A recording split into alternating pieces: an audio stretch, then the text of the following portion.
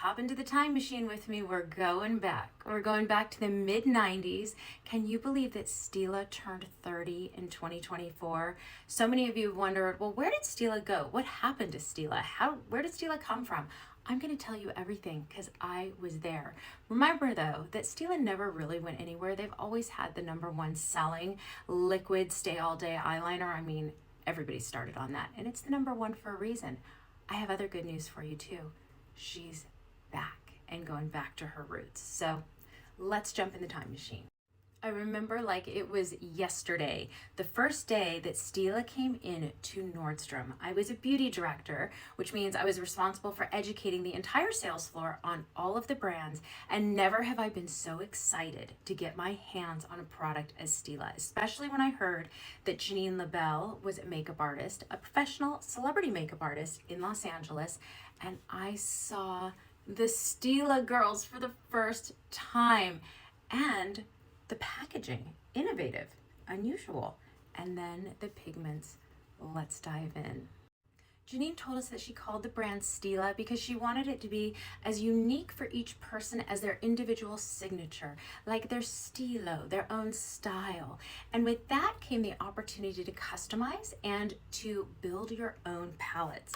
I'm going to show you these guys in a moment. Who remembers the OG 9-pan palettes, the paint boxes? The brand evolved over the years, but they really set the pace in the very beginning for eco-friendly, package and planet-friendly products.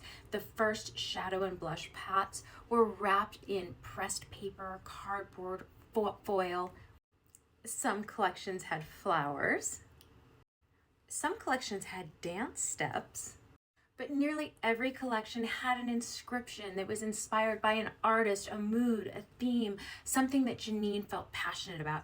Travel palettes, every single thing that she made swept you away. And the pigments, oh my gosh, I'm going to show you some of the pigments. Do you remember Kitten? The iconic champagne-y. Oh, it felt like a cream. It was so smooth and velvety, that shimmering beige that everyone in the late 90s and early aughts. She also did this smoothie, smoky eye. Think pewter, think some of the darker shades. I'm going to try some of them on for you today, but she revolutionized textures, and I can tell you as a product development expert, people still bring Stila shadows in to this very day.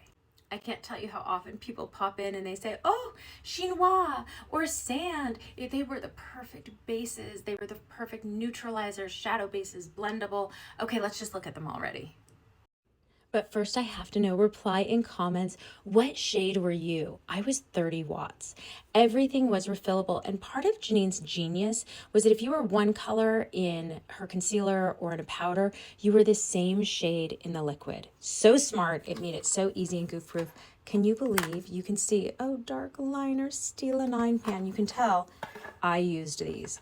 Look, then we have pewter, we have Holly Go Lightly, all of the iconic shades, Mambo. Okay, check this out.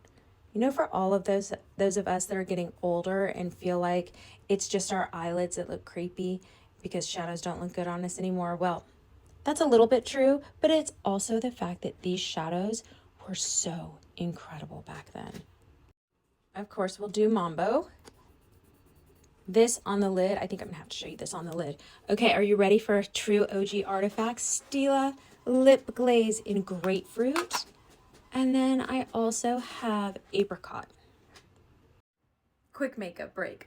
This is cloud, I know. But we would take this little guy and go in or corner, low or corner. We'd pull it out. I mean, it was such the 90s look. Do you guys want to see Mambo? This little color, these could also be used wet or dry. So you could really go in and pack in the color and the shade. But Mambo had this really beautiful duochrome, so it would change a little bit depending on how you wore it.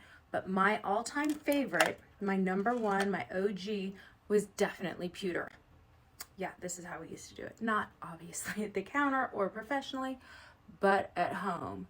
And pewter is this shimmering, rich, beautiful gray.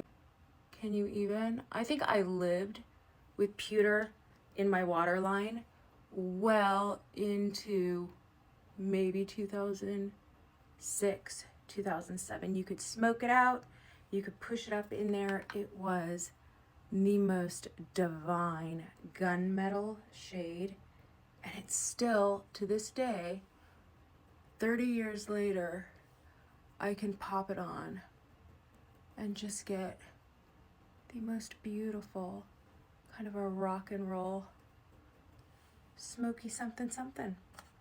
Stila. I'm so excited to see what Michelle and Mary have in store for you in 2025. But before we get there, we're going to go back to some of the history.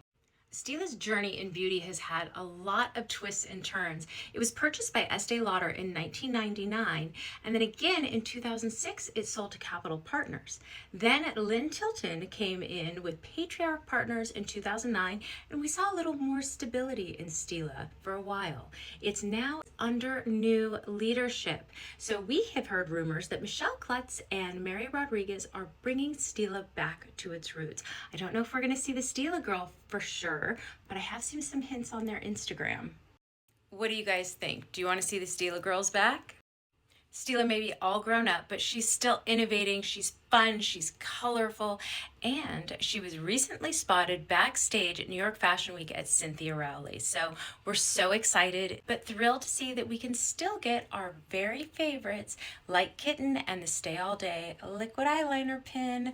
You've got to go check it out. The innovation is still incredible. So much so that in 2004, they're still winning Allure Best in Beauty Awards. So Stila, welcome to your 30s. It's fun here, and we can't wait to see what you do next.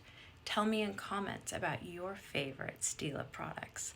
What a journey that was, right?